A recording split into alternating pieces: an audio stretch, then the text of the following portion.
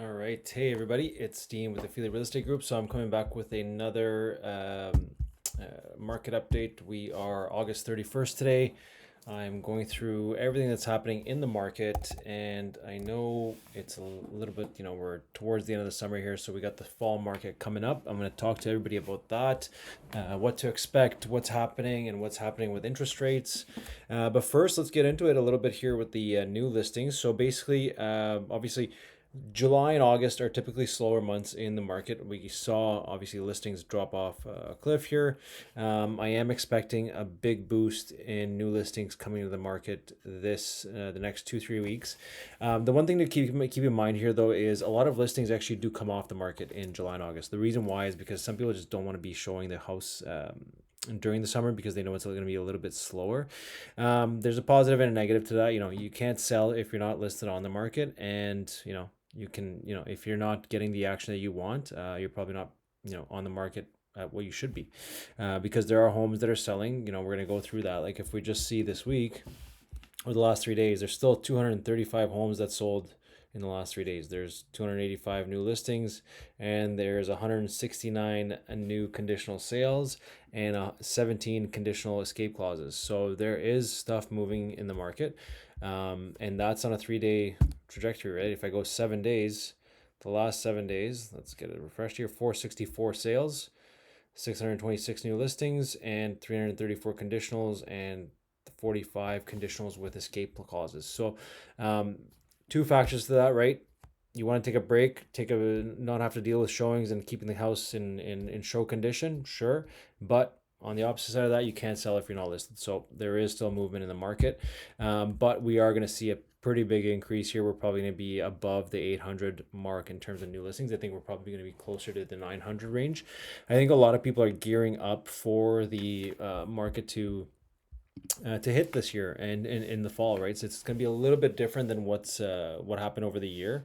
I think we had a lot of inventory come up this year, more than a lot of people were expecting. So prices have changed a little bit, but that's a good thing, right? Like especially if you're buying and selling, like looking at buying and selling is, you don't buy in one market and then sell in the next, right? You want to be doing both at the exact same time so that you're not affected either way, right? Whether you have to buy high, then you're going to sell high. Whether you're selling low, you're going to be buying low, right? So those two factors is really what's going to make your final decision, right? You don't want to be, buying in the peak of, March, April, May of this year, and then you're buying, selling in the low portion of the year, which is probably going to be June, July, August of the whole year, right?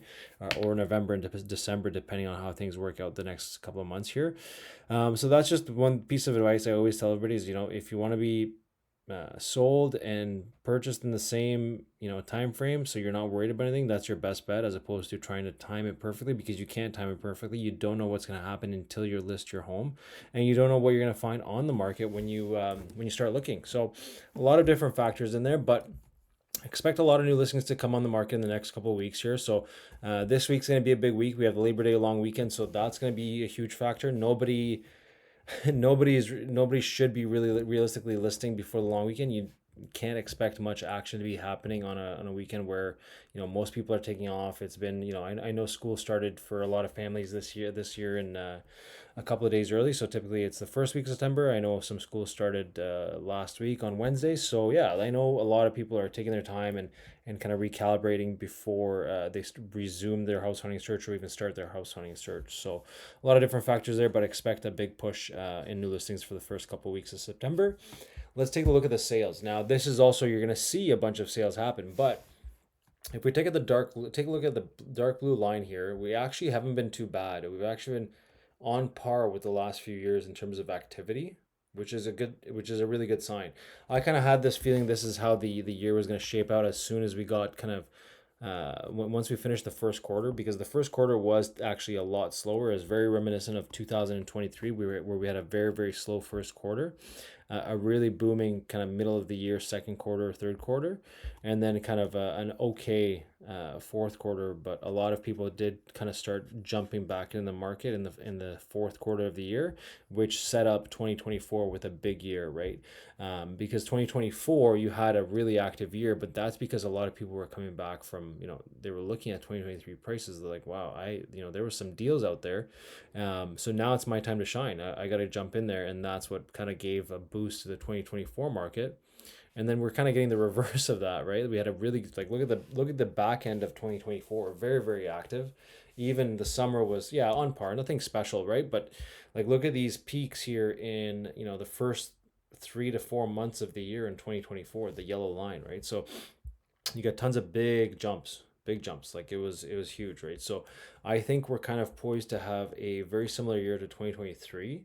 So we're going to see some good deals happen here, but also some homes are going to sell that are very nicely done and that are priced well, right? So I think we're going to see some good action here. I think we're going to be kind of between the light blue, which is 2023, and the yellow, which is the 2024. I think we're going to be in the between that. I think we're going to be just slightly under the activity that we had in 2024.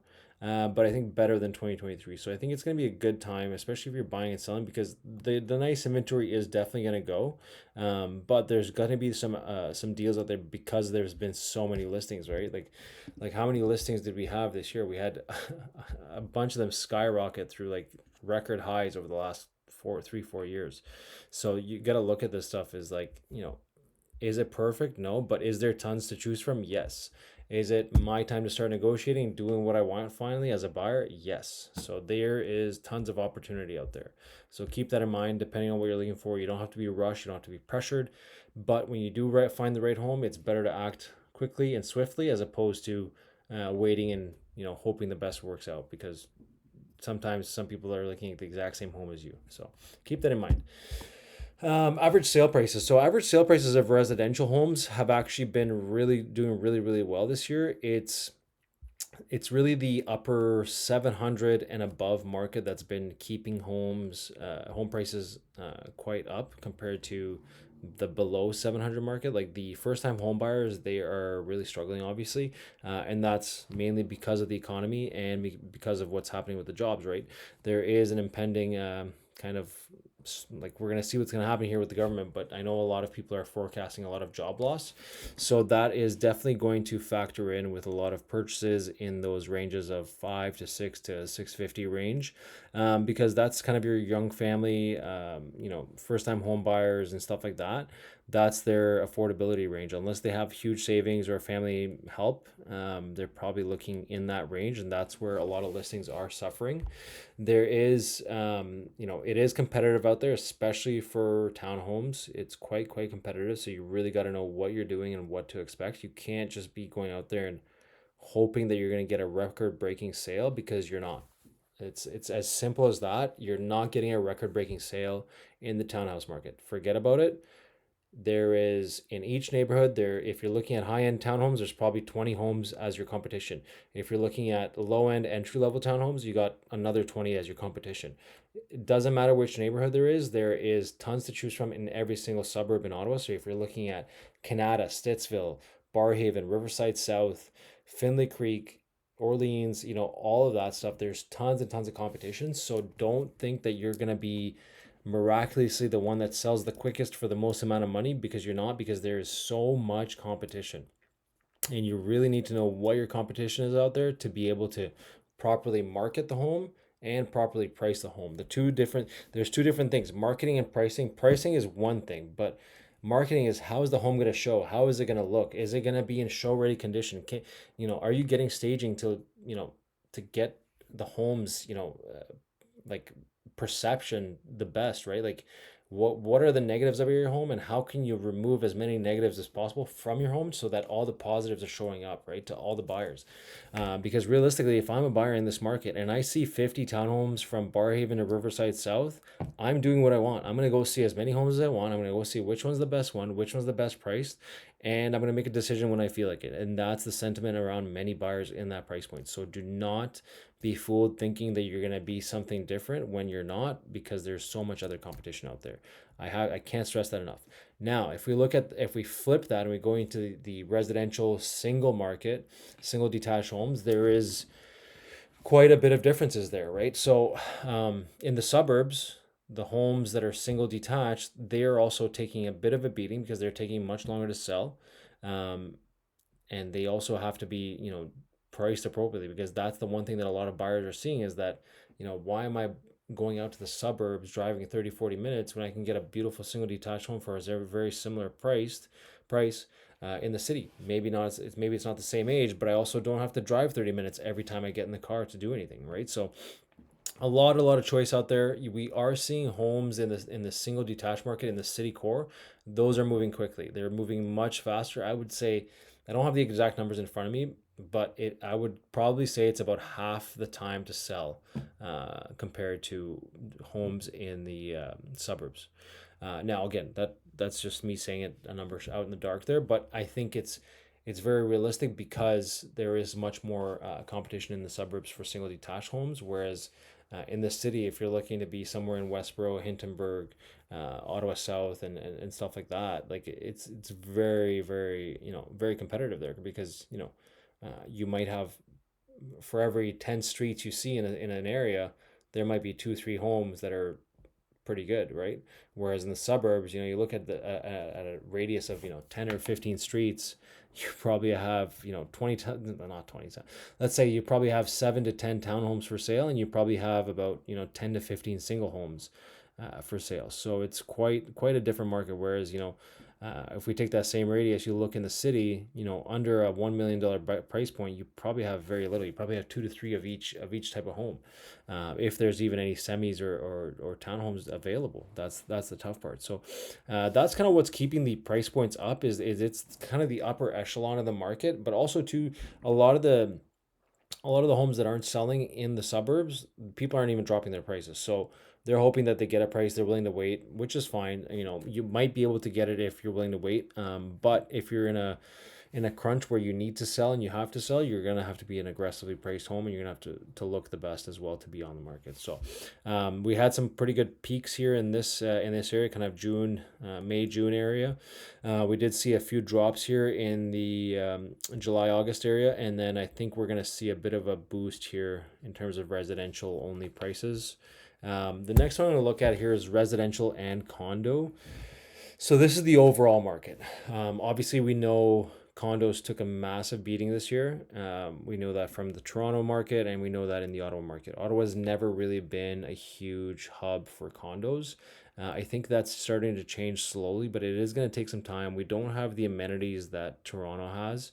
Like in Toronto, every condo has a really good gym, really good patio, swimming pools, rooftop pools, rooftop patios, barbecues, all these different things that make it a complete different lifestyle. Whereas in Ottawa, you're few and far between in terms of what you get. Like some of these condos don't even have party rooms, or they don't have good gyms. They just have a basic gym, and the condo fees are just as high as a Toronto condo. So there is that's what I would say is kind of like the lower tier of the market. Like the first time home buyers and the condo market have really pulled down some of the pricing, and that's where you're seeing this, right? Like that, like look, if we look at 2023, 24, we're much lower than that. So realistically, if you're looking at just this graph, you're looking at that and you're saying, okay, well, there's definitely some good deals out there. The market's dropped quite a bit, but if we start isolating a few things, it's a different story once we start looking at residential only. So definitely a lot of stuff to look at. If we look at condo only, it's obviously very sporadic. Just like I say, like all the time, the condo market really depends on what happened in the last few weeks, right? If there's big sales in the last few weeks, the condo market goes up. If there's been a lot of low sales in the last few weeks, the condo market goes down, and it's very sporadic with that. Just like every other year, you can't really predict it because it's just based on how they're selling and what's moving, right? A big thing to talk about this month, I think, is very important. is the optimism. I think we're seeing a lot of optimism come from the Bank of Canada. I think we're trying to see some stability happen with the tariffs. Like if I just typed in on Google here, Bank of Canada, right? So the odds of a Bank of Canada rate cut just rose based on the job measure. CIBC says so. Let's see what happens. Like I know the job loss is a pretty important one. Um, yeah, comments are insane as always. So let's see what happens with that.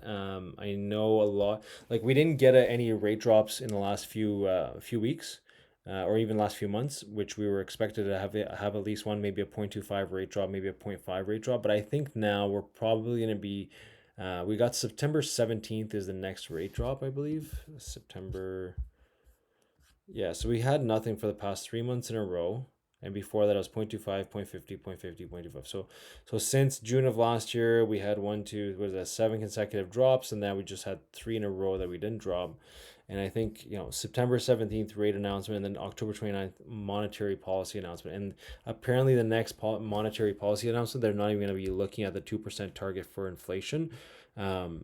Because I think there's much different issues at hand. I don't think inflation is the main issue. I think the job loss is the one thing, the one huge thing, especially in the government, because I know a lot of people are losing their jobs in the government. A lot of people are looking for supplementary work, different, side hustles and stuff like that. There's a lot of uncertainty. So people are trying to just strap in and keep it under control because, groceries are still quite expensive. Gas is still quite expensive. And apparently we're getting a carbon tax 2.0. So I don't want to scare anybody with that, but I'm reading a bunch of stuff. I don't know how true it is. Let's see what happens in the next couple of months. Let's take a look at this one. What's this one say? So come on. I'm not subscribed to any of these ridiculous news sites, but let's see here.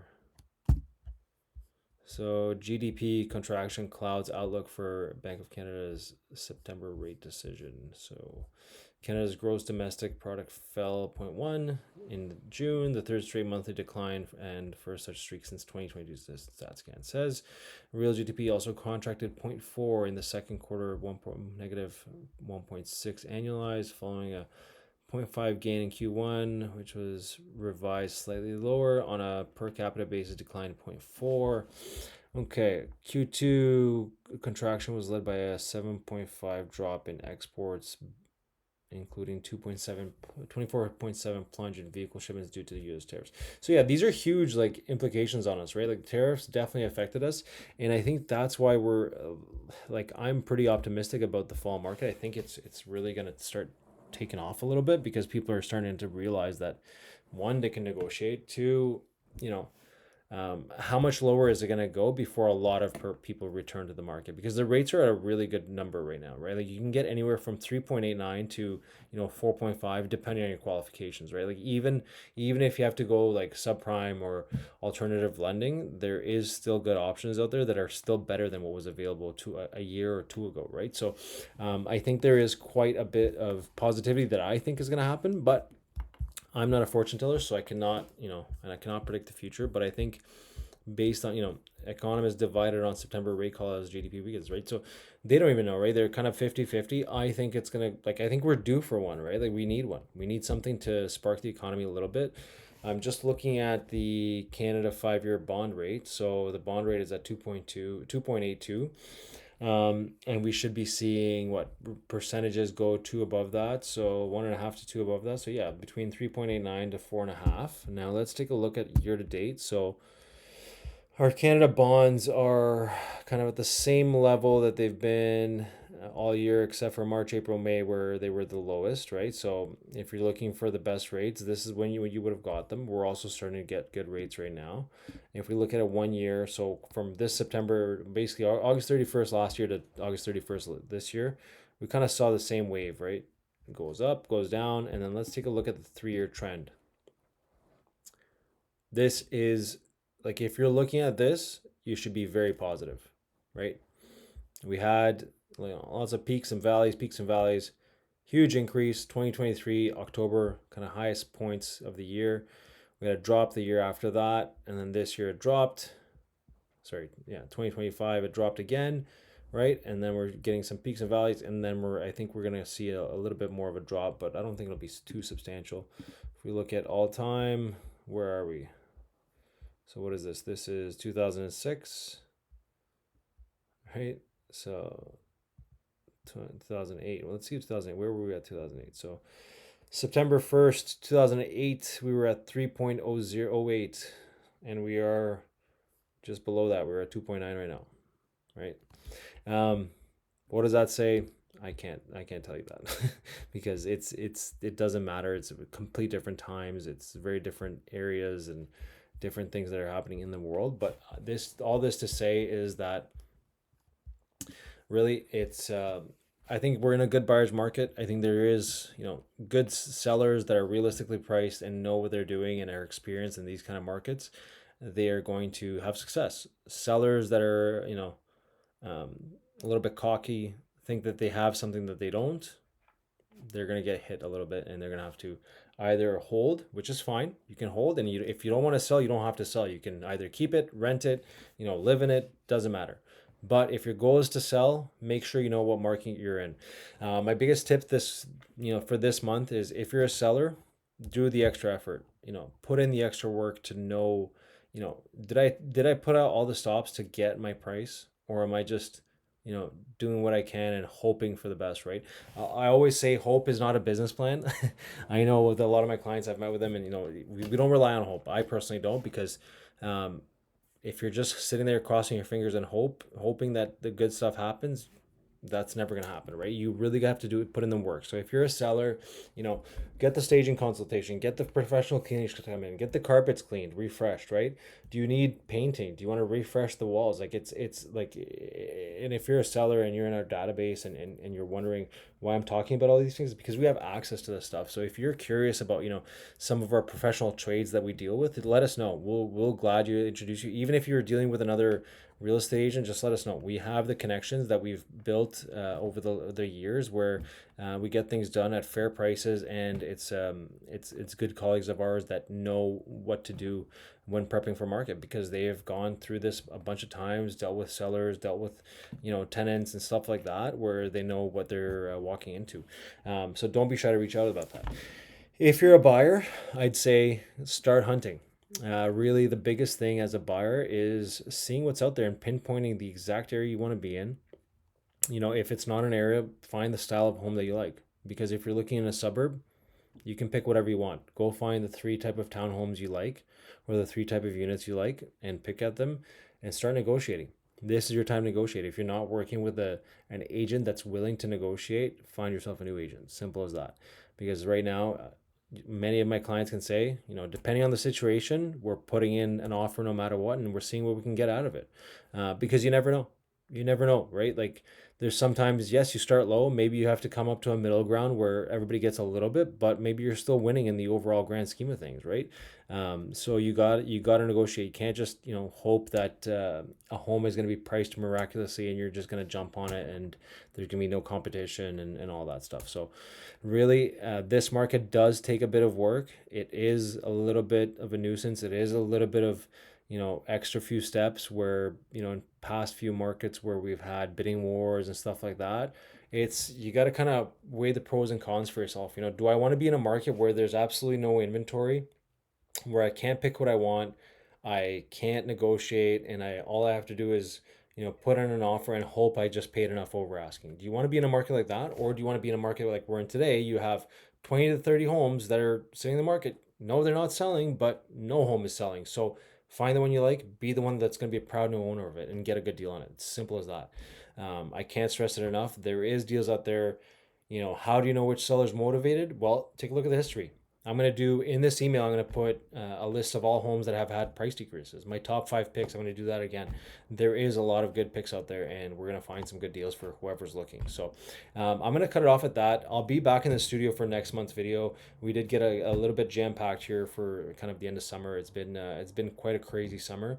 But you will see me back in the studio next time. I'll have a mortgage broker with me. If you guys have any questions or thoughts or any predictions, if you want to share your predictions, just tell me, please. I'd love to hear where everybody's coming from, because what I'm seeing and what some people are thinking is two different things. I'm very optimistic for the real estate market to keep going in a positive direction. I don't think we're at the, especially in Ottawa. I think Ottawa is one of the most stable cities, probably in North America, right? Where do you have, like, our crime rate is immensely low. Like, if we compare ourselves to Toronto, sure, is the city growing right now? Yes. Is there more crime than we've had before? Potentially. Depends on the area. Yes, maybe, no, right? But are we better than most other cities in the country? Absolutely. Is it a great place to raise a family? Absolutely. Is there, do you have an amazing nightlife here compared to Toronto? No, but Toronto is also a massive city in North America that has one of the best nightlifes in the world. Same thing with Montreal. Montreal is an amazing nightlife. Do you have the same equivalent of those things? No, you don't. But if you're looking to raise a family, you can't do them in those cities either. So keep that in mind. It's Ottawa's got its perks, got its benefits. There's pros and cons to living in any area. Just look at Florida, right? Is it sunny all the time, all year round? Yes. Is there hurricanes? Yes. So pros and cons. That's how life is. That's simple as that. So I'll leave you guys off with that. I'll give you guys a bunch of stuff to look at. Please let me know if I can help with anything. If you have any friends or family that are looking for new homes, I'd love to help them out. I'm going to be continuing my journey with a few different things. Keep an eye out on my YouTube page. I'm going to start doing an education series. So I'm going to start reviewing basically all documents. So what that's going to look like is we're going to go through agreements of purchase and sale, where I'm going to explain to you all the fine little details that you look at and you don't know how to go through it. I'm going to go through all that, what to expect in an agreement of purchase and sale, what is a confirmation of cooperation, what is a buyer representation agreement, what is, Schedule A's, Schedule B's, all that fun stuff. I'm going to call it the education series. I'm going to put it on my YouTube. I'm going to slowly trickle in the content into that. And then if you guys have anything that you want me to review or want me to look at, we're going to start looking at that as well. So I'd love to pump out as much video content out there as possible for everybody, not just for myself, just to get out there. It's really, I want to reach as many people as I can to help them out. I've had a lot of success this summer with guiding a lot of clients through a tough market. And I really just want to spread the word out there that there is an easier way to guide yourself through the market. You don't have to just hope that things work out. We will find a plan for you and make sure that things work out the way they should, right? So again, guys, thank you so much for watching us. I love doing these videos for everybody. If there's any questions, feel free to drop a like or drop a comment or reply to the email, whatever you guys need. I'll be there for you. Thank you. Have a good day. Bye-bye.